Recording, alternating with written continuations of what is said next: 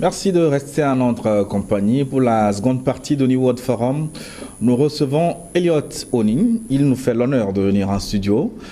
Monsieur le ministre, bonjour. Bonjour, Monsieur Boko. Vous allez bien, nous espérons.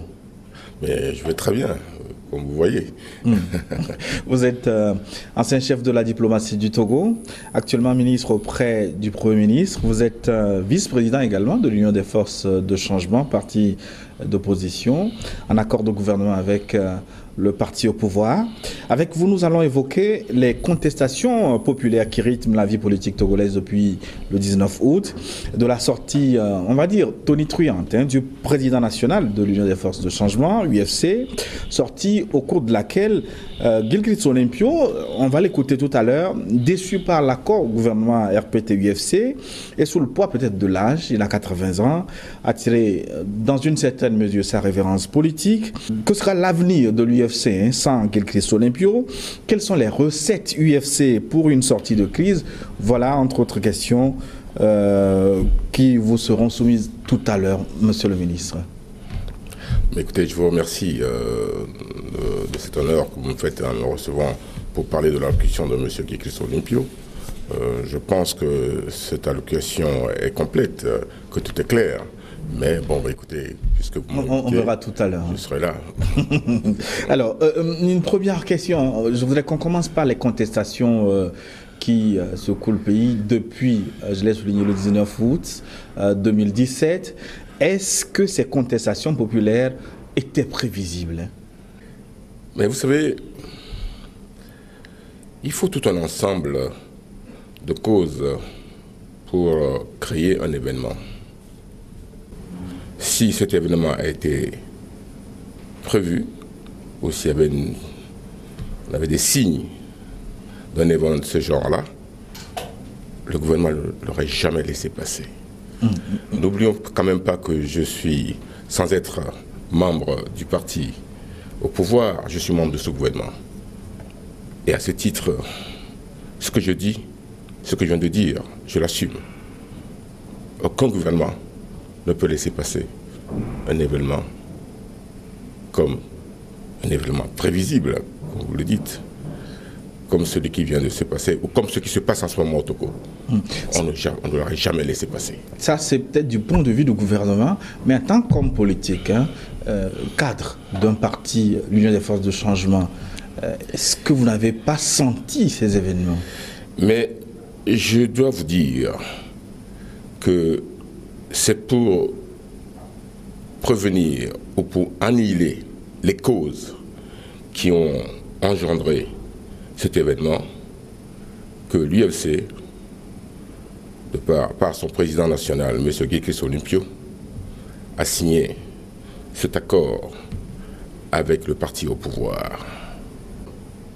La crise dans laquelle nous sommes en ce moment,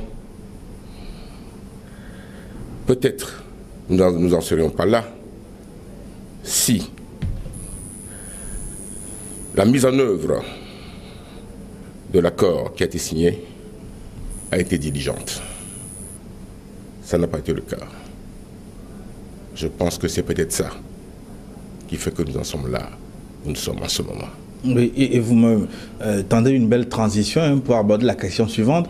Il dit que les réclamations, les revendications qui ont poussé certains Togolais dans la rue aujourd'hui sont les mêmes qui vous ont poussé à signer l'accord RPT-UFC il y a 7 ans, c'est-à-dire en 2010. Ça veut dire que c'est un accord que vous avez signé pour rien finalement.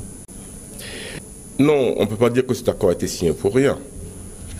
C'est vrai que le président national de l'UFC, dans son allocution, a répondu à cette question. Il a dit clairement que nous assumons le bilan peu glorieux de cet accord. Il a été beaucoup plus loin en disant que cet accord a permis quand même d'apaiser l'état d'esprit politique dans le pays et nous a permis aussi de renouer avec nos partenaires extérieurs, ce qui n'est pas négligeable. Mais, comme il a dit, cet accord à un bilan globalement décevant. À l'entendre, on dirait même que l'accord a été saboté dans une certaine mesure, hein. On va l'écouter dans ses propres mots, Gilchrist Olympio. On l'écoute et on commente juste après. Nous assumons le bilan décevant de l'accord RPT-UFC. Mais nous ne sommes pas aveugles. Force est de constater que le régime a contribué à travers ses calculs politiciens à court terme à saper les fondements de cet accord de gouvernement, le rendant ainsi partiellement inopérant. Malgré ces manquements, nous avons fait le difficile choix de rester fidèles à notre engagement, conscients du fait que cet accord a essentiellement permis une décrispation du climat politique et un renouveau de la confiance de nos partenaires extérieurs. Il est donc regrettable de constater qu'en autant, à ce moment historique, la capacité fédératrice qu'il portait en lui, le régime RPT UNIR a planté les graines du désespoir et des instabilités qui risquent maintenant à nouveau d'enflammer notre pays. Sur le pouvoir en place, ignore tout longuement cette contestation légitime. C'est sans langue de bois, hein. Il a parlé de calcul politicien, il a parlé de semences de greffe, de l'espoir, du désespoir. Est-ce que ces mots ne sont pas un peu trop forts, hein? Je ne pense pas que ces mots sont trop forts. Il faut appeler un chat un chat. Le président national de l'USC n'a pas l'habitude de mâcher ses mots. Il a toujours été direct et franc. Je pense que compte tenu de la situation actuelle du pays, il est de son devoir de dire ce qu'il pense réellement pour son peuple et en même temps pour notre partenaire. C'est ce qu'il a toujours fait. Mais s'il a pu faire ce type de déclaration sur la place publique, j'imagine, dans les couloirs, est-ce que ça n'a pas souvent chauffé, hein? Je n'ai jamais eu l'occasion d'être dans le couloir avec lui pour que je puisse vous dire exactement ce qui se passe. Mais je connais la personne, M. Olympio, je le connais, et je sais qu'il a l'habitude de dire ce qu'il pense réellement. Et c'est ce qu'il a dit. Oui. Comment se fait-il que malgré votre présence, hein, à la faveur de cet accord au gouvernement, il y a eu ces calculs politiciens? Pourquoi votre présence n'a pas rassuré? Oui, ça c'est une question que vous devez peut-être poser à notre partenaire. Nous avons signé cet accord pour effectivement rassurer. Mais on ne sait pas exactement ce qui s'est passé. Bon, écoutez, je ne peux pas répondre à la place de notre partenaire. Moi, je pense qu'il y a une lenteur dans les réformes qui ont été demandées. Mais c'est tout. Mais malheureusement, le peuple ne peut pas attendre éternellement. C'est ça qui a fait que, justement, on est arrivé là où nous en sommes en ce moment, avec cette crise qui est très importante, qui est très grave pour notre pays. Est-ce que vous ne partagez pas une partie de la responsabilité en tant que co-gouvernant? Est-ce qu'il vous a manqué des mécanismes d'alerte? Vous n'avez pas assez aiguillonné le parti au pouvoir pour opérer vite ces réformes? Est-ce que vous vous sentez quelque part coupable de n'avoir pas bousculé assez? Vous savez, M. Olympio l'a bien dit. Il a dit qu'il assume justement les résultats, le bilan décevant de cet accord. Ça veut dire qu'il reconnaît justement, il assume ses responsabilités et nous sommes dans le gouvernement. Quand on est dans un gouvernement, on assume les décisions qui sont prises dans le gouvernement. Donc nous sommes plus ou moins responsables aussi de ça. Peut-être que nous n'avons pas fait ce qu'il fallait correctement. On ne va pas dire que c'est la faute à notre partenaire si ça n'a pas été fait. Mais cet accord était clair dès le départ. Ça devait se faire. Mais bon, écoutez... ça veut dire quoi? Comme ce type de déclaration, c'est un peu tardif. Vous avez manqué de dire sur la place publique très tôt ce qui ne marchait pas? Vous les avez trop protégés? Non, on n'a protégé personne, puisque les choses, je vous dis qu'il y a une certaine lenteur des réformes, les choses évoluaient normalement, mais il y a beaucoup de lenteur. C'est ça qui a fait qu'on est arrivé là où nous en sommes maintenant. C'est cette lenteur-là. Mais on n'a pas voulu protéger qui que ce soit. Pas du tout. La preuve en est que M. Olympio dit les choses clairement maintenant, et il l'a peut-être dit aussi à nos partenaires. Ça, c'est clair. Oui, vous dites qu'il a dit les choses clairement. Hein. Ça veut dire que vous êtes d'accord avec les mots qu'il a choisis. Et je pose la question parce que vous devez l'avoir entendu déjà. On vous soupçonne d'avoir écrit, d'avoir parlé dans la bouche de Gilchrist Olympio. Oh là là, c'est trop d'honneur. Qui peut parler dans la bouche de M. Olympio? M. Olympio est un homme averti, qui sait ce qu'il veut. Et nous sommes dans un parti politique qui lutte pour la démocratie. Et la démocratie se pratique au sein de notre parti. Cette allocution n'aurait pas été lue par M. Olympio si le parti n'était pas d'accord. C'est me faire trop d'honneur en disant que c'est moi qui l'aurais mis les mots, qu'il aurait écrit même ce test. Je vous assure que non. M. Olympio s'est rédigé ces tests lui-même, il dit ces tests lui-même, il sait ce qu'il veut, je sais, il dit lui-même ces tests, et l'histoire de dire que c'est des gens ou telle personne qui l'a écrit, non, c'est M. Olympio sait ce qu'il veut. M. Olympio n'aurait jamais lu ce test s'il n'était pas d'accord, mot par mot, sur ce qu'il a dit. Mais vous êtes solidaire avec sa déclaration? Mais ça fonctionne toujours de cette manière. Du moment que le parti a pris une décision d'une façon majoritaire, démocratiquement, mais nous sommes tous solidaires. C'est comme ça que ça se passe, y compris dans le gouvernement. Je suis solidaire du gouvernement aussi. Du moment qu'une décision est prise dans un parti politique ou dans un gouvernement auquel on participe, on reste solidaire. On ne va pas se débiner, excusez-moi l'expression, mais ce test est lu, je suis vice-président de l'UFC, je suis solidaire de ce que mon président a dit. Mais il se dit que c'est une décision qui n'a pas fait l'unanimité, ça veut dire que certains ont grincé les dents, ils ont regretté cette déclaration. Est-ce que c'est vrai? Non, non. Je vous répète que nous sommes un parti démocratique, nous nous battons pour la démocratie et nous pratiquons cette démocratie au sein même de notre parti. Mais peut-être qu'il y a des gens peut-être qui ne sont pas d'accord, mais du moment que la majorité a décidé que le test est bon, ben, écoutez, ils sont solidaires aussi. Mais s'il vous plaît, notre pays est en crise. La crise est très grave. Nous ne devons pas nous contenter de polémiques stériles. Ce n'est pas le moment de polémiques stériles. M. Olympio a décrit une situation très alarmante pour notre pays. Il a proposé une solution de sortie de crise. Contentons-nous justement de ça et voyons si nous pouvons mettre en pratique la solution qu'il a proposée. C'est beaucoup plus intéressant pour le pays. Ça permet au pays d'avancer beaucoup plus que de se limiter à des polémiques stériles. Ce test a été écrit par M. Olympio. Il assume. Vous ne connaissez peut-être pas la personne. Ce n'est pas à quelqu'un à qui on peut dire de faire ceci ou cela. C'est lui qui décide de ce qu'il faut faire. Évidemment, en proposant aux autres membres du parti. Donc s'il est arrivé à lire un test de ce genre-là, c'est qu'il a accepté, c'est que le parti a accepté. Donc automatiquement, nous sommes solidaires. Mais c'est un test qui critique vertement le gouvernement, en même temps que l'accord que vous avez signé avec le parti au pouvoir.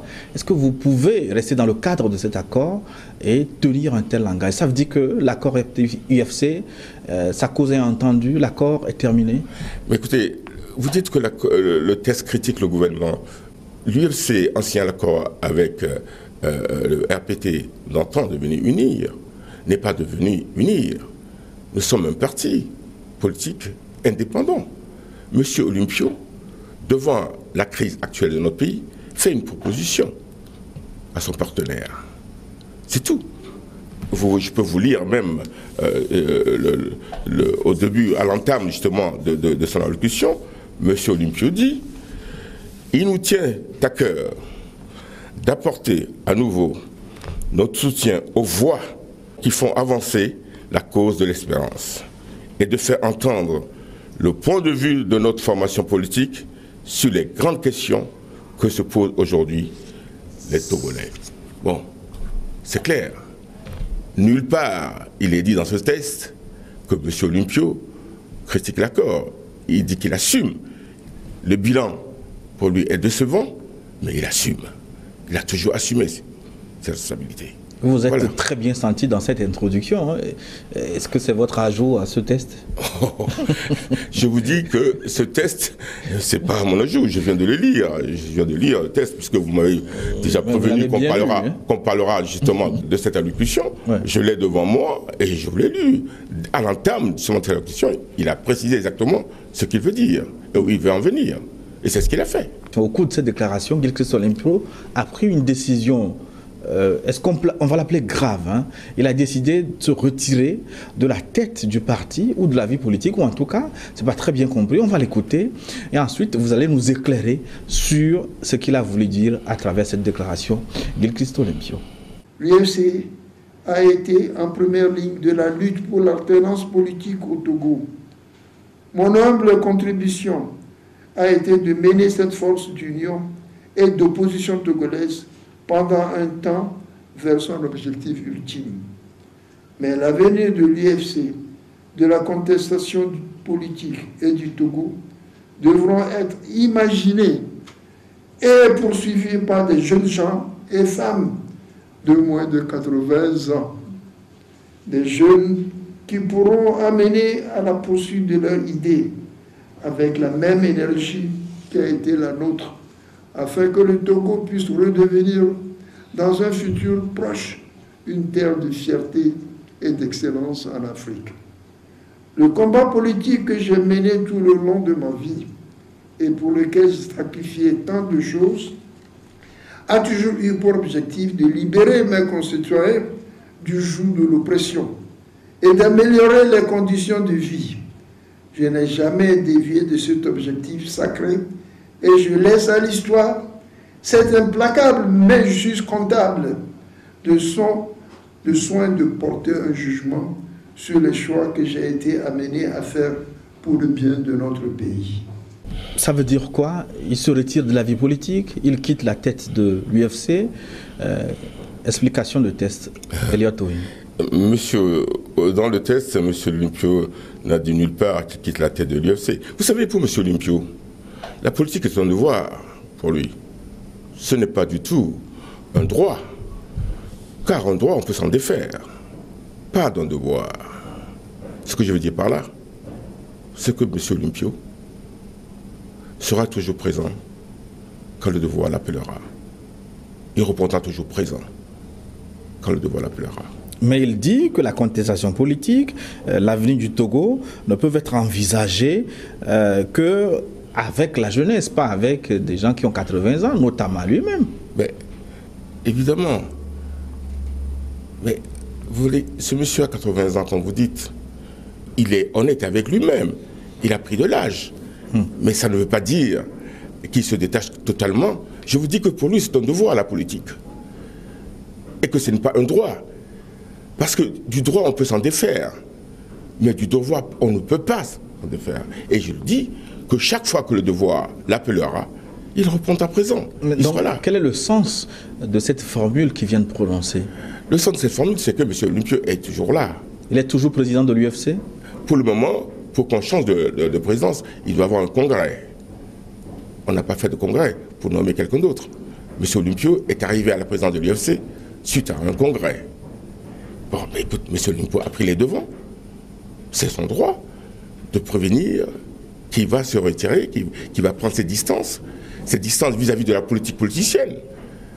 Et je vous dis que pour lui, c'est un devoir, la politique. À tout moment, chaque fois que le devoir l'appellera, il sera là. Alors, comment comprendre cette décision de quitter la tête du parti? Est-ce que c'est le poids de l'âge? Est-ce que c'est de la résignation politique? Ou simplement une invitation à l'alternance? L'alternance doit être naturelle et automatique.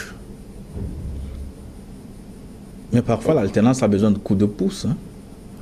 Ben, évidemment, quand au départ, le départ est mal enclenché, ça pose problème. Mais c'est pour ça que nous nous battons, pour que les choses se passent naturellement. C'est pour ça que je vous dis au départ que sa démocratie, sa façon de concevoir la démocratie, ne doit pas inviter quelqu'un à l'alternance. Elle doit être naturelle et automatique, l'alternance. C'est ça. Ça lui. C'est pour ça qu'il se bat. Mais est-ce que quelque part, ce n'est pas un aveu d'échec ou une forme d'échec pour sa personne? Il a dit qu'il a consacré toute sa vie à une lutte politique. Il n'a pas encore le couronnement de cette lutte. Le voilà atteint par l'âge. Est-ce que quelque part, il a le regret de n'avoir pas accompli, n'avoir pas fait aboutir sa lutte? Ça, c'est une question que vous devez lui poser, mais je ne pense pas qu'il y ait un regret. Tel que je le connais, moi j'ai eu l'occasion de le fréquenter, de le voir régulièrement, de parler avec lui. Il n'a aucun regret. Il continue à se battre. Il continue à se battre. C'est pour cette raison d'ailleurs qu'il a signé cet accord. Donc, il n'a aucun regret. Et parce qu'il a l'espoir que les choses vont changer, que les choses vont évoluer. Et bon, c'est ce qu'il fait. C'est pour ça qu'il travaille dans ce sens-là. Mais au lieu de faire une déclaration publique, pourquoi n'a-t-il pas choisi d'aller voir le chef de l'État, avec qui, en tout cas, qui est le parrain de cet accord, de l'autre côté, et de lui parler face à face, de faire les réclamations? Mais vous savez, la politique ne se fait pas en vase clos.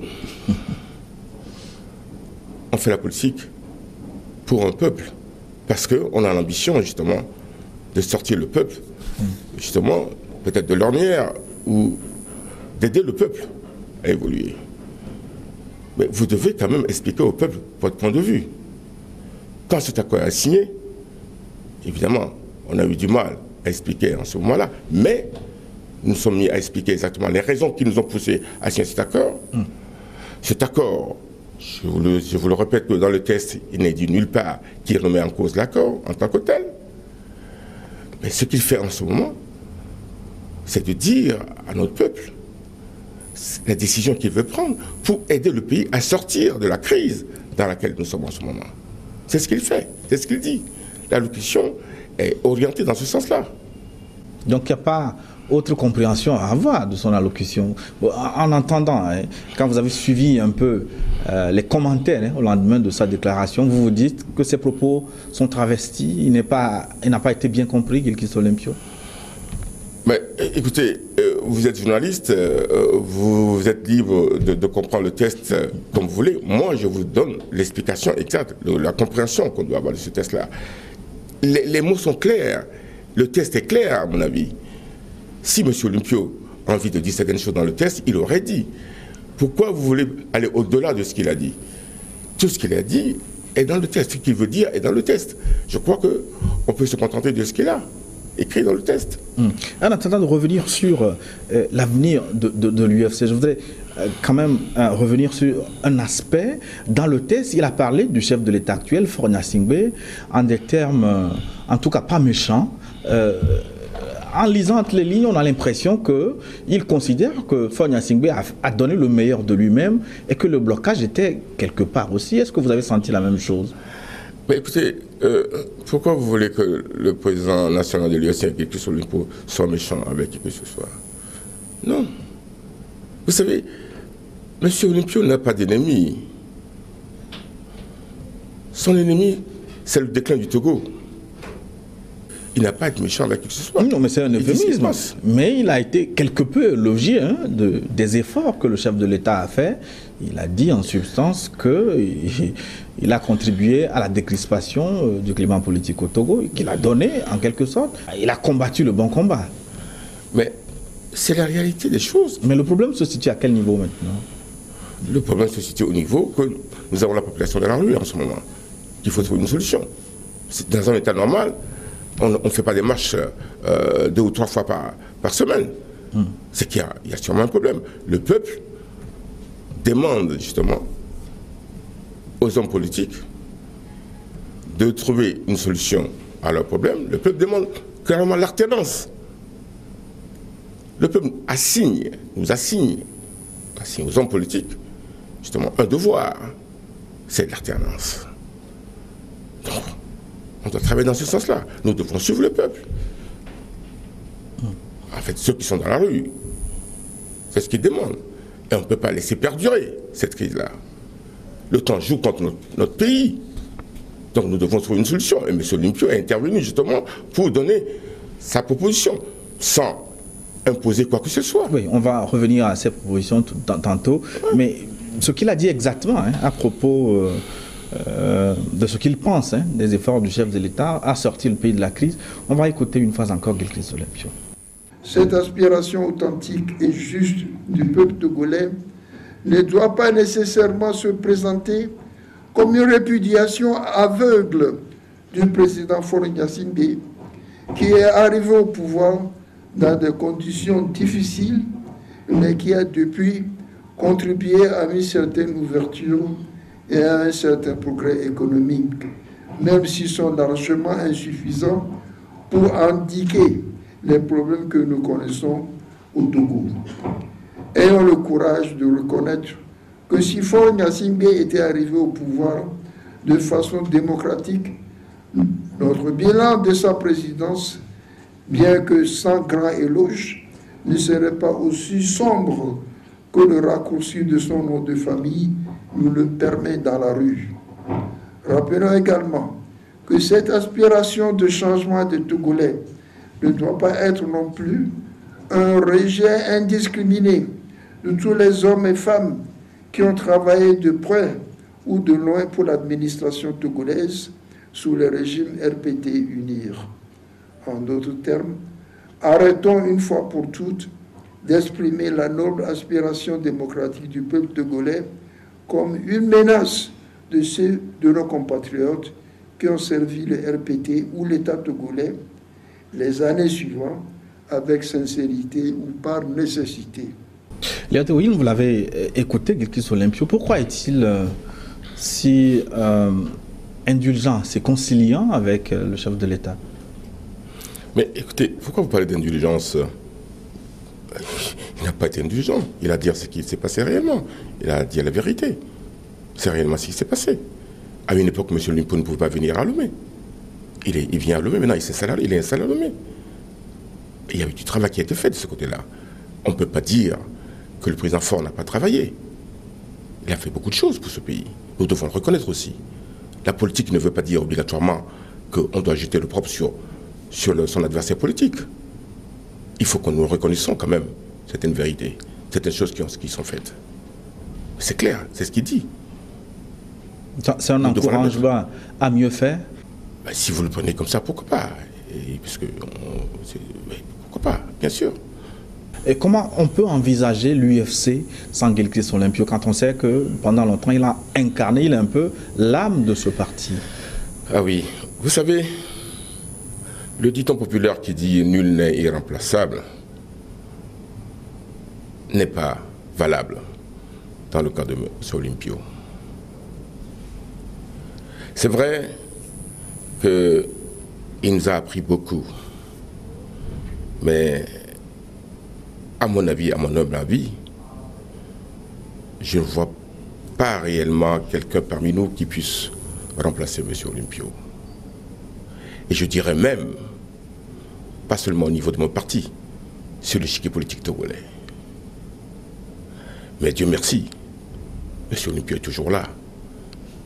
Et ne parlons pas d'avenir, il est toujours vivant, il est toujours là. Et comme je le disais tout à l'heure, la politique pour lui c'est un devoir, ce n'est pas un droit. Je l'ai dit, qu'un droit, on peut s'en défaire, mais pas d'un devoir. Et à tout moment, quand le devoir l'appellera, M. Olympio répondra présent. Est-ce que vous êtes prêt à prendre la relève, à être peut-être dans l'ombre de Guelkis Olympio, mais à donner une autre orientation au parti? Mais le parti est composé de beaucoup de personnes. C'est vrai qu'il y a beaucoup de gens qui sont là, mais on ne peut pas remplacer M. Olympio. Mais bon, écoute, on peut le succéder. Il y a des gens qui peuvent succéder à M. Olympio, mais pour le moment, il est là. Il est là. Mais on verra au moment opportun ce qu'il faut faire dans le parti. Comment les changements vont se faire. Je vous disais tout à l'heure qu'il y aura justement, on fera justement les réunions nécessaires qu'il faut pour arriver justement à choisir peut-être un autre président pour le parti. Ça va arriver, mais pour le moment, M. Olympio est toujours là. Vous vous sentez peut-être personnellement motivé pour tenter de relever ce défi? J'en suis pas là pour le moment. Pour le moment, M. Olympio est là. Comme on dit dans notre langage populaire, on ne peut pas avoir la tête et mettre le chapeau au genou. La tête est toujours là. Il a affirmé dans sa déclaration également son soutien indéfectible au peuple, mais votre absence fait sensation au cours des manifestations publiques.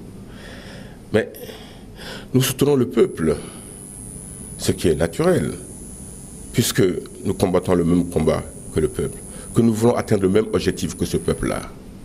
Peut-être que les moyens ou les voies pour atteindre cet objectif est différent, mais l'essentiel c'est que l'objectif soit atteint. Et puis, en tant que parti politique responsable, nous devons éviter à notre peuple une victoire à la Pyrrhus. Voilà pourquoi nous pensons que, bon, écoutez, si d'autres ont choisi d'autres voies, si leur voie nous permet d'atteindre l'objectif, nous disons bravo. Si c'est la nôtre, celle que nous avons choisie, bravo. Mais si c'est les deux combinés, tant mieux. Donc, de ce côté-là, le plus important pour nous, c'est que l'objectif du peuple soit atteint.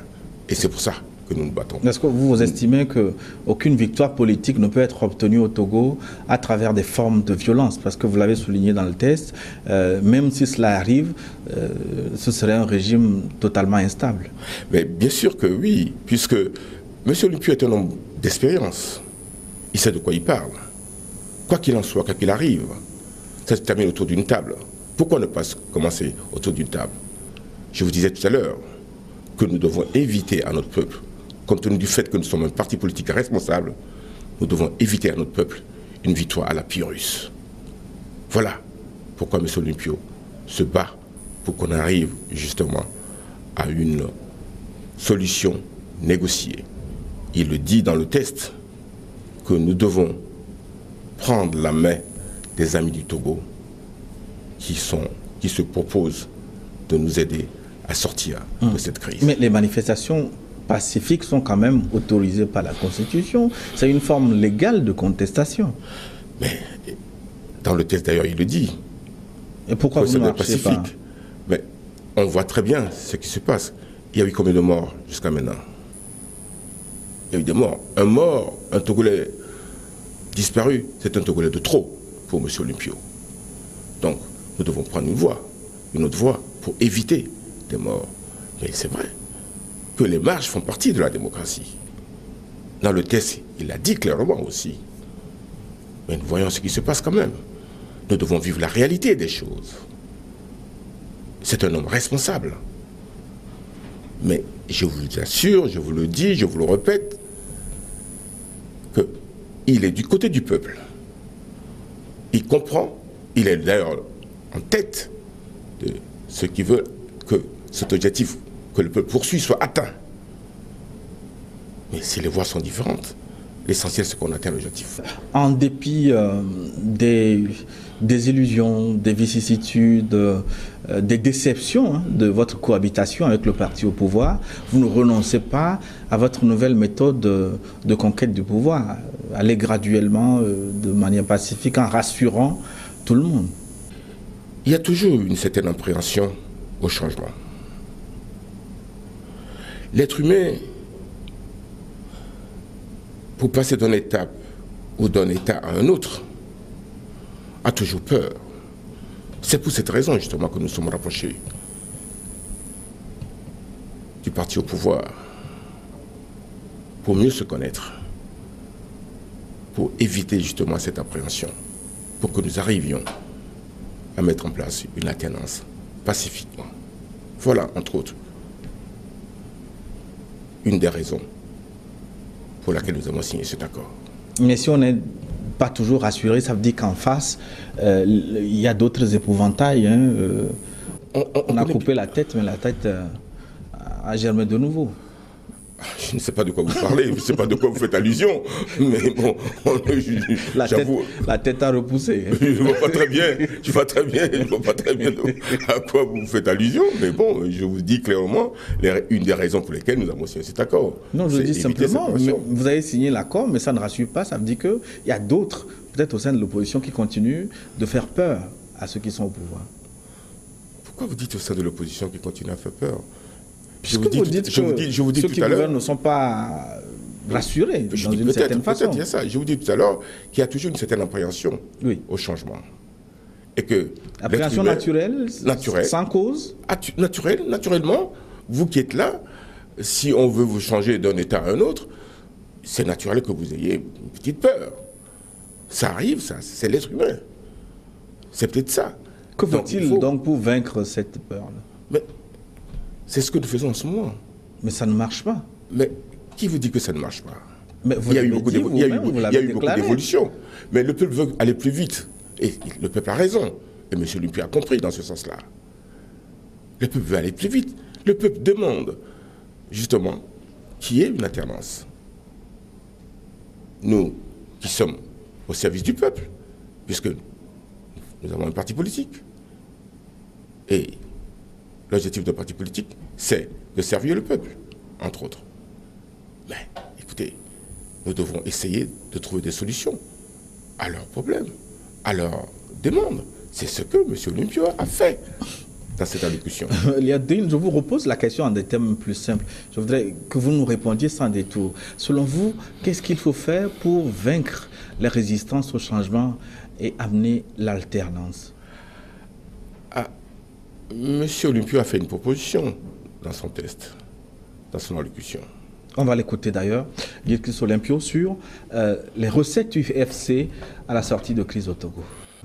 Premièrement, le régime doit d'abord accepter le retour aux fondamentaux de la Constitution de 1992.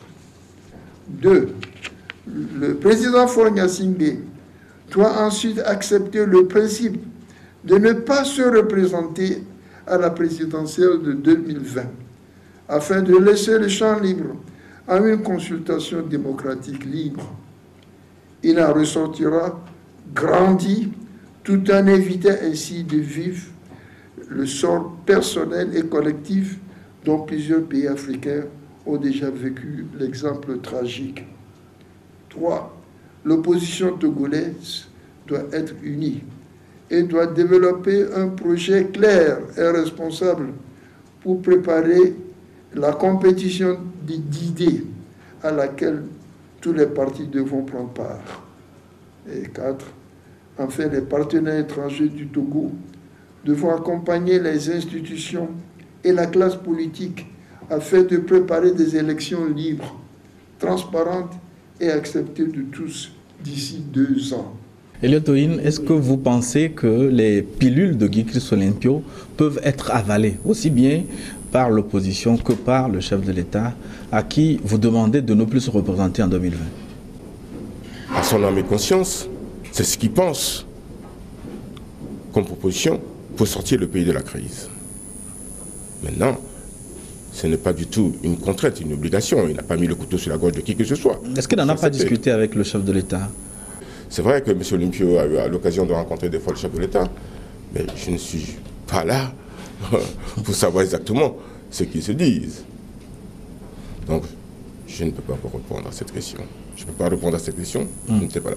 Oui, vous êtes très proche de Guy-Christ Olympio, vous êtes au gouvernement, vous avez été chef de la diplomatie, vous avez d'une manière ou d'une autre des relations privilégiées avec le chef de l'État, relations professionnelles.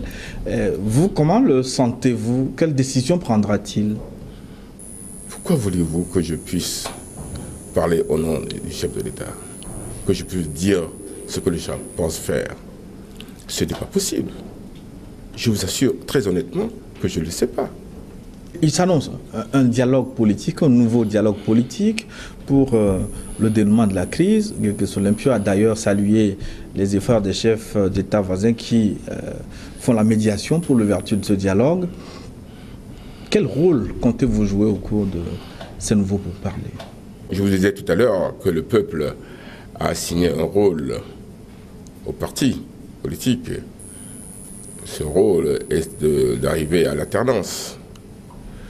Nous allons nous impliquer, nous allons apporter le mieux que nous puissions pour arriver justement à un dénouement, disons, un bon dénouement de ce dialogue qui devait, nous l'espérons, permettre au Togo, à notre pays, de sortir de la crise actuelle. Nous ferons tout ce qui est de notre pouvoir pour aider notre pays. Vous comptez participer pleinement à ce dialogue? Gilchrist Olympio sera-t-il là comme médiateur, comme protagoniste? Quel rôle lui trouvez-vous? Oui, M. Olympio jouera tous les rôles nécessaires pour aider le peuple. Maintenant, on est en train de faire des pré-rencontres pour préparer le dialogue. Au moment opportun, on verra. Mais l'UFC, en l'occurrence son président, jouera le rôle. Il fera tout ce qu'il faut pour qu'il y ait un dénouement. Parmi les solutions envisageables, Gilchrist Olympio a parlé également du retour aux fondamentaux de la Constitution de 92, pendant que vos camarades parlent de retour pur et simple à la Constitution de 92. Quelle est la nuance? Quelle est la différence? Ben, écoutez, moi je me contente de ce que le président national a dit. Il dit aux fondamentaux de la Constitution de 92. On va conclure cette émission. Est-ce que vous n'avez pas l'impression parfois, quand vous réveillez, que les efforts, 7 ans d'efforts que vous avez fait avec cet accord politique UFC-RPT, ces accords sont tombés à l'eau un beau matin du 19 août 2017 au Togo? Vous revenez encore sur la même question que vous m'aviez posée tout à l'heure, et je vous ai répondu que M. Olympio reconnaît justement que le bilan de cet accord est décevant. Il le reconnaît. Et il a dit ce que le peuple a pu en tirer aussi. On ne peut pas dire que l'accord est totalement négatif. Mais l'essentiel que le peuple attend, si l'accord était positif, je dis que le peuple ne sera pas dans les rues en ce moment. Donc il y a des choses à améliorer. Et c'est pour ça qu'il a fait des propositions publiques au chef de l'État. Donc, et vous nous disiez la dernière fois que vous étiez sur ce plateau, que pour vous l'aboutissement final, l'aboutissement heureux de l'accord RPT-UFC, pour vous, c'était l'alternance politique. Vous réitérez vos propos? C'est ce que le peuple demande aussi d'ailleurs, maintenant. Donc je ne peux que réitérer mon propos. Mais je vous disais aussi d'ailleurs, la dernière fois, je me rappelais très bien, que l'alternance est le poumon de la démocratie.